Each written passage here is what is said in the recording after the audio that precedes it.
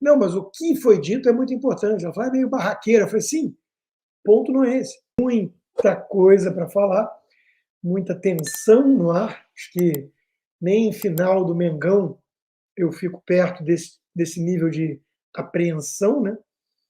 E isso, eu já vou começar por aí, tá? Isso, para mim, que sou um liberal clássico com um viés conservador, já é um sinal do agigantamento do Estado de forma totalmente indevida. O sonho dos liberais clássicos era que a eleição para escolher o comandante do governo federal não fosse algo que parasse o mundo, porque não deveria ser tão relevante assim. Mas isso mostra a concentração de poder na esfera do executivo e por que isso passou, então, a ser tão relevante. E, de fato, é. Hoje, o que está em disputa são dois modelos diametralmente opostos de Estado. Duas visões de mundo muito distintas. Soros de um lado, Elon Musk do outro. Kamala Harris e o establishment democrata, Trump e o povo de classe média trabalhadora. Eu escrevi sobre isso na minha coluna da Gazeta do Povo hoje. Recomendo que todo mundo assine o melhor jornal do país. E o resumo é exatamente esse. Eu vi o meu amigo Roberto Mota falar a mesma coisa, né? Elon Musk versus Jorge Soros. E é curioso, né?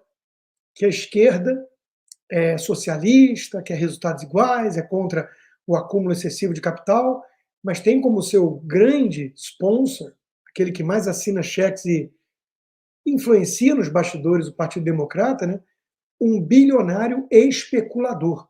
Agora, o Elon Musk, que é um empreendedor que fez foguete da ré, fazer baliza e economizar bilhões e bilhões na indústria aeroespacial, que vende o carro elétrico mais desejado do mundo, esse virou vilão.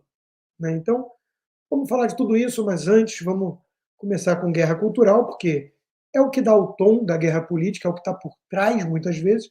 E veja só que coisa. Polícia Federal, que quando não está indo intimidar patriotas a mando do Alexandre de Moraes, faz um trabalho razoável. PF conclui que Colômbia mandou matar Dom e Bruno na Amazônia. Vocês lembram desse caso? Acho que muita gente já esqueceu, né? Investigação realizada pela Polícia Federal confirmou que os dois foram mortos devido a atividades fiscalizatórias na região. Ou seja, nada que ver com Jair Bolsonaro. Óbvio. Mas vocês devem lembrar o que disseram as celebridades, os artistas, a imprensa na ocasião. Tentaram imputar esse assassinato no Jair Bolsonaro. Quer dizer, é um nível de desonestidade dessa turma e, de certa forma, é isso que está em jogo nos Estados Unidos também. Né? As celebridades arrogantes que aparecem para cantar musiquinha quando a Amazônia está em chamas e as girafas estão morrendo, se der para culpar o Bolsonaro pela morte das girafas na Amazônia, e desaparecem logo depois, quando tem recorde de queimada, mas o governo é de esquerda. Outra notícia, né, também não muito surpreendente, mas foi confirmado, então, que o boxeador argelino Imani Khelif, que ganhou o ouro nas Olimpíadas Femininas, é, pasmem, homem. O relatório clínico revela que uma ressonância magnética determinou que ele não tinha útero. O que é uma mulher? Perguntaria Matt Walsh. Mas sim testículos internos e um micropênis. Ora, não posso perder a piada. Talvez ele seja japonês, mas homem ele é. Homem ele é. Isso, uma vez mais, era evidente para todo mundo com um mínimo de bom senso, mas aquela turminha toda de artistas e jornalistas militantes ficaram dizendo que era preconceito condenar um homem que espancou mulheres e levou o ouro feminino. Né? O mundo anda um tanto enlouquecido e de certa forma, entre outras pautas, é isso que está sendo decidido hoje também. Se nós queremos a continuação de um mundo maluco, woke, que acha que homem pode bater em mulher se achar que é mulher, ou se a gente quer o resgate do bom senso contra a agenda woke. Eu canso de falar aqui para vocês, isso talvez seja o grande resumo da guerra cultural, né? As agendas das minorias e do meio ambiente não tem nada a ver com minorias e meio ambiente, tem a ver com o esquerdismo. E olha aqui que ótimo exemplo. Jojo Todinho é desligada do quadro de musas da mocidade no Rio. Por quê? Porque ela anda soltando o verbo contra a esquerda. Teve um vídeo que até eu divulguei ontem. Eu confesso que eu não sabia que era a Jojo Todinho, porque estava bem diferente dessa foto, cabelo muito curtinho, meio alourado. Mas o que foi dito me agradou muito e eu compartilhei. Minha filha até mandou mensagem depois: pai, você está compartilhando o Jojo Todinho? Eu falei: é ela? É? Não, mas o que foi dito é muito importante. Ela falou: é meio barraqueira. Eu falei: sim, ponto não é esse. Eu nunca fui fã de Jojo Todinho, mal sei quem é, mas se eu era um tanto indiferente antes, eu continuo indiferente agora em relação ao lado, digamos assim, artístico dela, mas o que ela disse faz todo sentido. Ela está sendo cancelada porque ela tirou uma foto com a Michelle Bolsonaro, porque ela é de direita. E ela faz um ponto muito bom, né? Quer dizer, o negro é livre ou não é livre? Vocês querem a volta da plantation, da escravidão velada? Elites brancas formadas por Bernie Sanders, Joe Biden, Nancy Pelosi, Jack Schumer, querem dizer como os negros vão votar? Então, esse era o ponto dela. E é um ponto muito legítimo, né? O negro não tem que ser um cachorro de estimação de elite branca esquerdista. E é isso exatamente que essa turma quer. Movimento feminista. Movimento feminista não está saindo em defesa de uma mulher para lá de corajosa, até quase suicida, no Irã. Por quê? Porque é fácil, né? Esfregar as tetas na cara de padre velho no Ocidente não tem muito risco, né? Agora, e lá no Irã desfilar seminua, isso é um convite para o apedrejamento, né? Então, lá sim existe uma razão para um movimento feminista mais ativista, digamos assim, em defesa dos direitos iguais entre homens e mulheres. Porque não é nada disso que existe no Ocidente hoje. Direitos iguais no Ocidente já existem há muito tempo. Aliás, o Andrew Klavan, do Daily Wire, até brincou, né, e piadas são proibidas hoje em dia no mundo woke, por que foram deixar as mulheres votar. Né? A grande coalizão do Partido Democrata hoje são marginais, infelizmente negros, porque não tanto quanto no Obama, que foi mais de 90%, mas ainda mais de 70% vota no Partido Democrata, porque não entendeu que os democratas exploram a cartada racial, né? Elite jovem universitária, que sofre lavagem cerebral, né, dos marxistas nos campi universitários, e mulheres que têm 6 gatos e são solteironas, acreditaram no feminismo, odeiam o casamento, odeiam os homens, e estão infelizes, amarguradas e por aí vai. É uma figura de linguagem, mas a Kamala Harris tem mais de 10 pontos percentuais a favor dela quando se divide por gênero. E o Trump tem mais de 5 pontos a favor em termos de homens. Então, existe sim um gap de gênero muito forte hoje em dia no país. Por falar em educação, né? Olha o tipo de questão que cai no Enem. Além da questão da cultura africana, gente, cuidado. O objetivo ali é passar no vestibular, né? No antigo vestibular. Então não pode escrever verdade. Não pode falar da guerra tribal na África, do machismo, de como as mulheres eram tratadas, das religiões supersticiosas. Se falar essas verdades, não vai passar. Tem que mentir, tem que inventar o pan-africanismo, falar que era tudo maravilhoso, que antes da chegada do homem branco malvado, todos viviam em paz e harmonia, não existia guerras tribais assassinas, e por aí vai. Mas Olha a questão do Enem enaltecendo o Black Lives Matter, enaltecendo um movimento marxista picareta. A fundadora comprou casa de 6 milhões de dólares na Califórnia. É um movimento picareta, marxista, radical, financiado pelo Soros, olha aí, o vilão, e está na prova do Enem. Você sabe quem é o patrono da educação brasileira?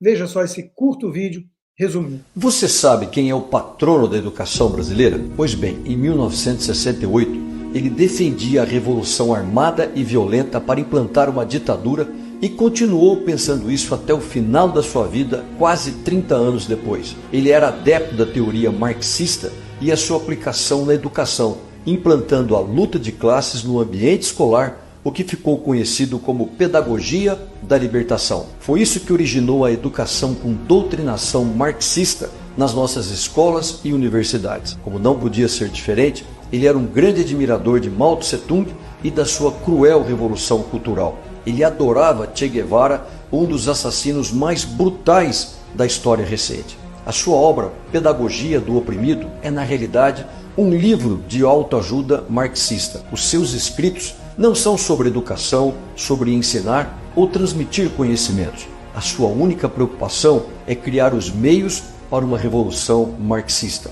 Você não consegue achar a palavra família nas suas obras. Já foi provado que ele era um plagiador. Ele copiou o método de alfabetização de adultos criado por Frank Laubach em 1915, mas que aqui no Brasil passou a ser chamado de Método Paulo Freire. Ele mesmo afirmava que era um professor contra a ordem capitalista vigente. Esse patrono da educação brasileira se chama Paulo Freire, que na verdade foi o coveiro da educação brasileira. Assim, com um livro sobre opressão, luta de classes e destruição do capitalismo, pode ser visto como um tratado sobre educação e pedagogia. O que esse patrono da educação fez foi ensinar os alunos a terem aversão ao trabalho, ao empreendedorismo, às instituições e aos que entendem por livre mercado. São indivíduos que não ajudam o país a produzir, competir ou avançar. Eu até entendo Paulo Freire ser o patrono da nossa educação. Afinal, ninguém melhor do que Paulo Freire para representar o espírito da educação marxista que deu aos nossos estudantes os últimos lugares nos testes internacionais, tirou nossas universidades da lista das melhores do mundo e reduziu para quase nada o número de citações de trabalhos acadêmicos brasileiros em revistas científicas internacionais. O patrono da nossa educação não é um educador. Paulo Freire é sim um teórico comunista e ideológico.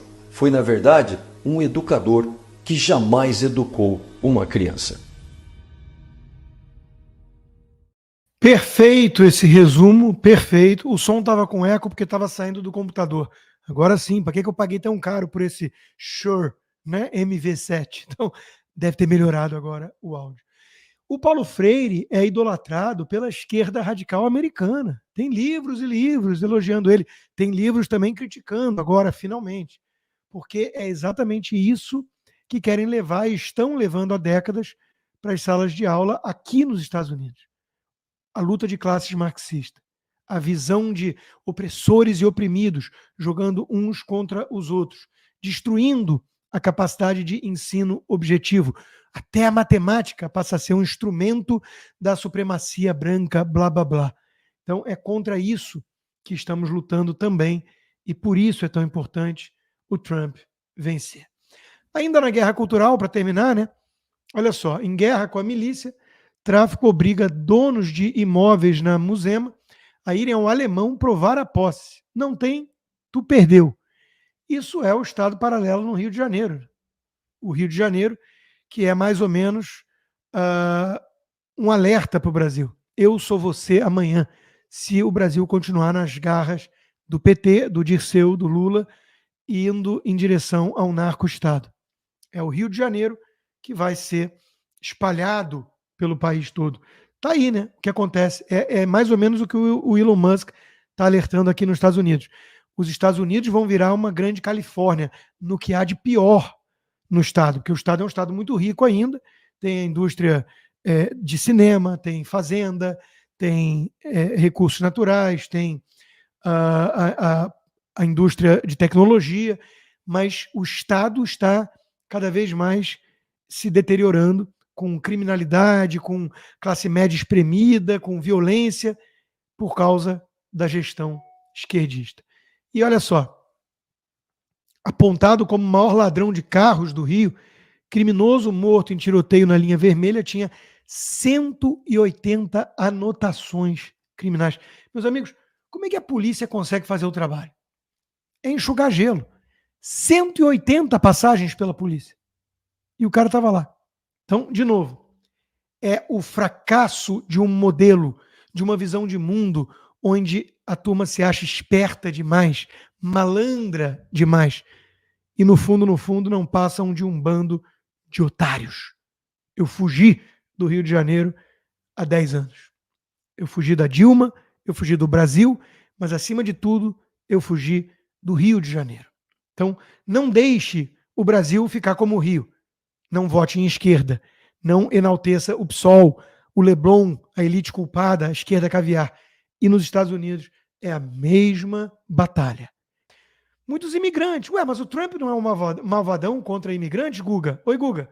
Não é isso que o Guga diz? Como pode um imigrante votar? Né? A turma toda fala que o Trump é anti-imigração. Não. O Trump é contra a imigração ilegal. E aqui na Flórida tem muito imigrante legal. Eu, por exemplo, que vim de forma legal, apliquei, depois consegui meu green card, hoje sou cidadão, votei no Trump. Aqui tem muito católico latino-americano que não quer ver aborto legalizado em qualquer mês da gestação. Aliás, essa foi a grande bandeira da campanha democrata. Aborto, drogas, imigração liberada.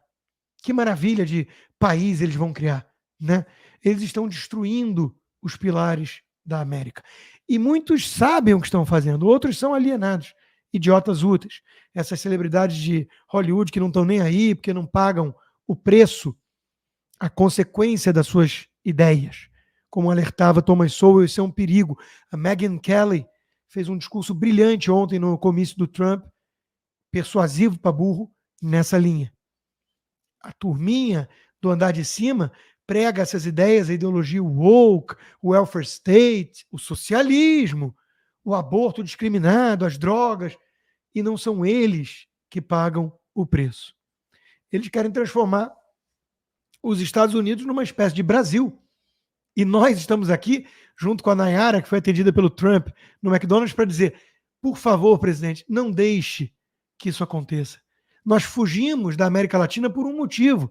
Por que não tem um monte de americano tentando ir para Colômbia, para México, para Guatemala, para o Brasil, para Venezuela, Cuba nem pensar, mas na contramão tem um monte de gente tentando fazer esse caminho, porque a tendência, o fluxo imigratório é sempre do país mais esquerdista para o país mais capitalista. Então nós estamos aqui para defender império da lei, democracia representativa, república, na verdade, república. República não combina com instrumentalizar o Estado para perseguir o oponente, como a esquerda está fazendo aqui também. Antes, né, o nível de escárnio no Brasil chegou a tanto que traficantes preferem rotas no Brasil porque, abre aspas, nossos portos e aeroportos são melhores, fecha aspas, diz ministro dos Transportes do Lula. Meus amigos, os traficantes amam a belíssima infraestrutura que o Brasil tem. Por isso que eles escolhem o Brasil. E eu pensando que é porque tem impunidade, porque eles podem fazer o que der na telha que nada acontece, porque eles têm até mesmo um governo federal um tanto simpático aos marginais. Não é mesmo?